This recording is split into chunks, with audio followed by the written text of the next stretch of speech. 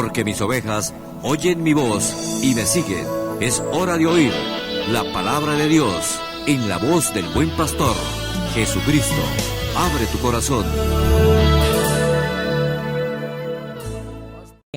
Aprovechando este puente que nos concede el estar unidos, aún sin vernos, pero por fe, quiero permitirme presentarles a ustedes de la palabra del Señor lo que la Biblia refiere con base en San Marcos, el capítulo 9. Marcos capítulo 9, y tomaremos solo unas líneas de una escena de que Cristo protagoniza desde el verso 17. Esto dice la Biblia en el nombre del Señor. Y respondiendo uno de la multitud dijo: Maestro, traje a ti mi hijo, que tiene un espíritu mudo, el cual donde quiera que le toma, le sacude y echa espumarajos, y cruje los dientes y se va secando. Y dije a tus discípulos que lo echasen fuera, y no pudieron. Y respondiendo él les dijo: Oh generación incrédula, ¿hasta cuándo he de estar con vosotros? ¿Hasta cuándo os he de soportar? Traédmelo. Y se lo trajeron. Y cuando el espíritu vio a Jesús, sacudió con violencia al muchacho, quien cayendo en tierra, se revolcaba echando espumarajos. Jesús preguntó al padre: ¿Cuánto tiempo hace que le sucede esto? Y él dijo: desde niño. Y muchas veces le echan en el fuego y en el agua para matarle. Pero si puedes hacer algo, ten misericordia de nosotros y ayúdanos. Jesús le dijo: si puedes creer, al que cree todo le es posible. E inmediatamente el padre del muchacho clamó y dijo: creo, ayuda a mi incredulidad.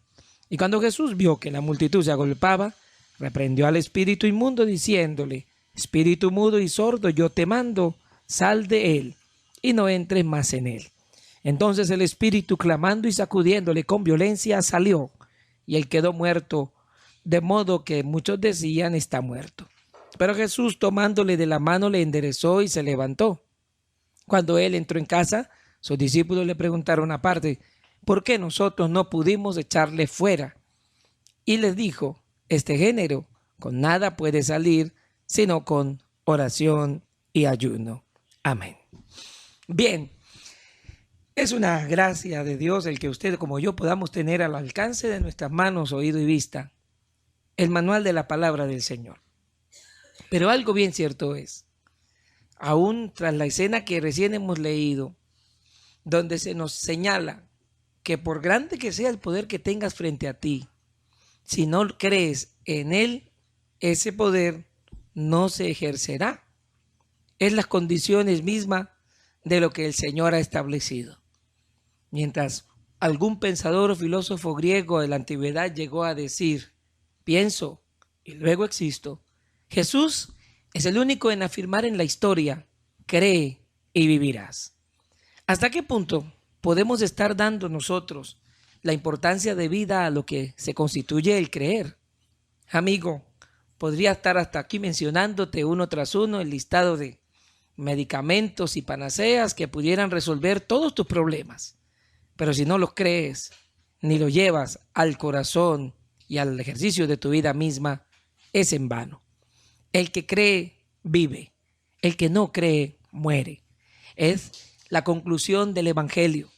Hoy ni siquiera se trata solo del creer, pues hay bastantes suficientes corrientes que nos intentan señalar el que usted puede en su libre albedrío creer y que es necesario que ponga la fe, como es sinónimo para muchos de creer, en algo.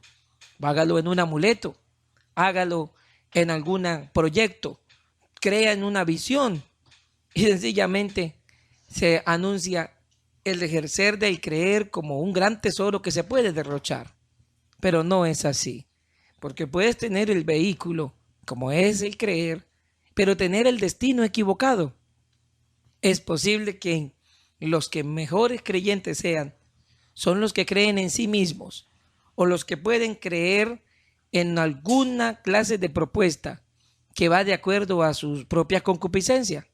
Pues es lo que dice la Biblia: propio de los últimos tiempos, cuando profetas abundarán, y entonces muchos teniendo comezón de oír también les creerán. Pero se trata es que ese creer esté puesto en la meta de vida, en el destino preciso, en la dirección adecuada. Hoy, la propuesta comprobada por los siglos de alguien en quien hay que haber creído en él y obedecido su palabra, por ende, es que sea en Jesucristo, cuyos resultados dan como evidencia que esta fe sí produce vida.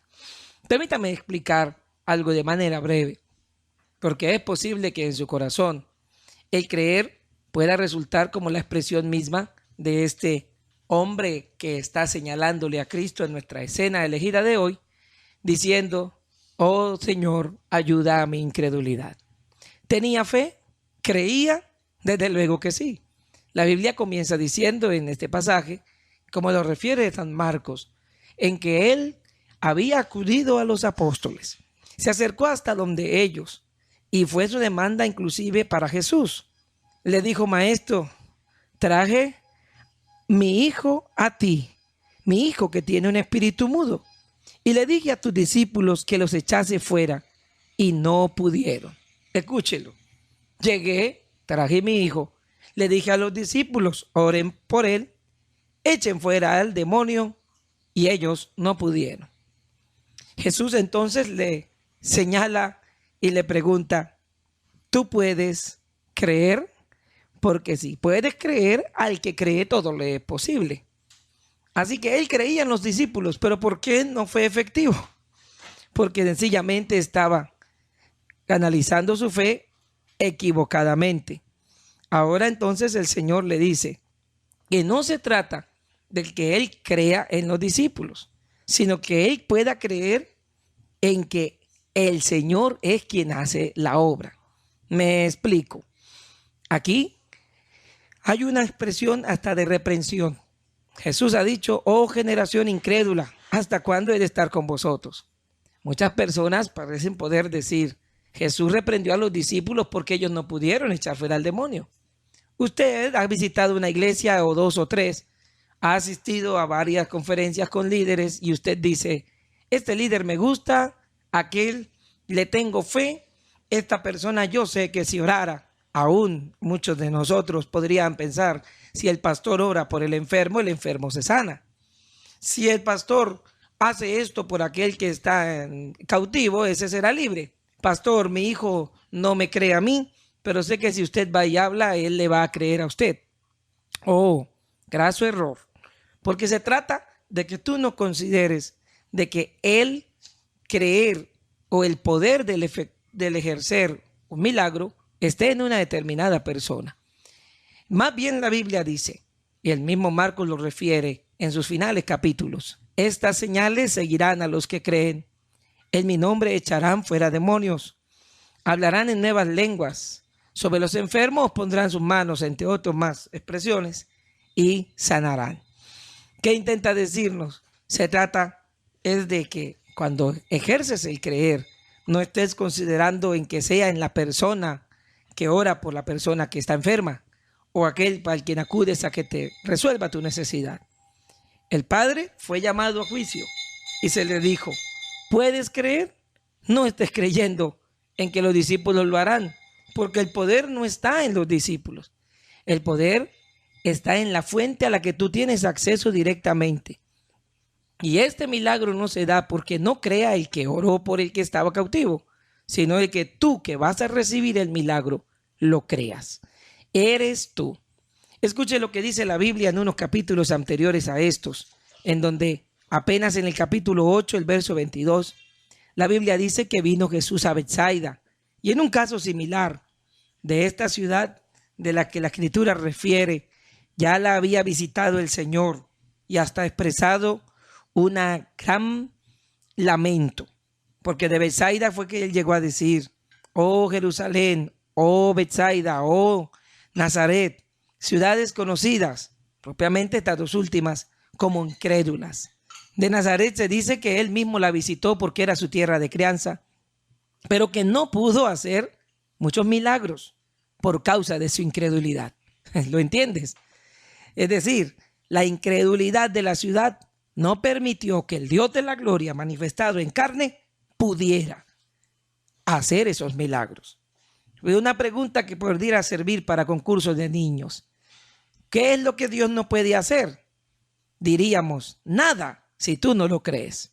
Si no lo crees, no puede Dios obrar. Al llegar a Nazaret, intentando hacer milagros, no pudo, porque era gran la incredulidad. Betsaida también era una ciudad incrédula. Tan fue así que tuvieron que tomar de allí un ciego y se lo trajeron para que él los tocara. Jesús sabía de la influencia en el entorno que había alimentándole la incredulidad al ciego, porque estando en tal ciudad, todos hablaban menos de poder creer en la obra de Dios y de su Mesías enviado. Entonces, ¿qué hizo Jesús? Primer punto que puede ayudarte a ti. Tomando de la mano al ciego, lo sacó fuera de la aldea. Lo alejó del entorno que le alimentaba la incredulidad. Lo alejó de todo el ambiente que podría permitirle o que le había llegado hasta entonces a distanciarse de la visión de Dios. Y entonces Jesús, escupiendo en sus ojos, le puso las manos encima y le preguntó si veía algo. Él mirando dijo: veo los hombres como árboles, pero los veo que andan. Segundo punto, un milagro incompleto. ¿Será por el poder de Jesús? Habían suficientes ciegos que podían decir que ellos fueron sanados con el primer toque de Dios. Pero era tal la incredulidad que se requirió que su sanidad fuera gradualmente, porque Jesús mismo tiene que volver a poner sus manos sobre sus ojos y entonces le hizo que mirase y fue reestablecido. Escucha ese término. Es decir, lo que estaba desequilibrado ahora se equilibró y vio de lejos y claramente a todos. Permítame decirle que usted no puede ver completamente si usted no cree completamente. Hay algunos amigos nuestros que creen parcialmente y es verdad. Si crees parcialmente, parcialmente recibes. Me preguntó hace poco alguien diciéndome: pastor, ustedes predican, ¿qué opinan de los que predican la prosperidad económica? Yo solo tenía a responder, y creo que de parte de Dios, los que creen en la prosperidad económica de parte de Dios, pues recibirán la prosperidad económica. Otros creemos y predicamos la salvación de Dios. Así que recibirán salvación los que eso creen. Hay quienes solo creen un aspecto de la Escritura. Pueden ir, diezmar, y Dios también les prospera y bendice porque obedecieron ese mandamiento. Pero aquellos que deciden dar su corazón a Dios, de su corazón también, por creer, reciben salvación. Así que, estimado amigo, en la conclusión de este pensamiento de esta hermosísima mañana del Señor, mi invitación para ti es: cree. Y cree totalmente. Él está dispuesto a responderte con un milagro como al ciego, donde mientras más conozcas la verdad, más vas siendo libre. Y solo tienes que acercarte en humillación como el padre del muchacho de nuestra escena y decir: Señor, ayuda a mi incredulidad, como hoy lo está haciendo, porque la fe viene por el oír y el oír la palabra de Dios. Adelante de la mano, sosteniéndote en el invisible. Solo por ti, mi gran Señor, pudimos cambiar de vida. Nos soltamos de las garras del pecado y del error. Mas ahora, mi Jesús, te servimos solo a ti, y al diablo y sus tinieblas hemos dejado. Solo tú me das felicidad, tan solo por ti, Señor, mi vida siente paz.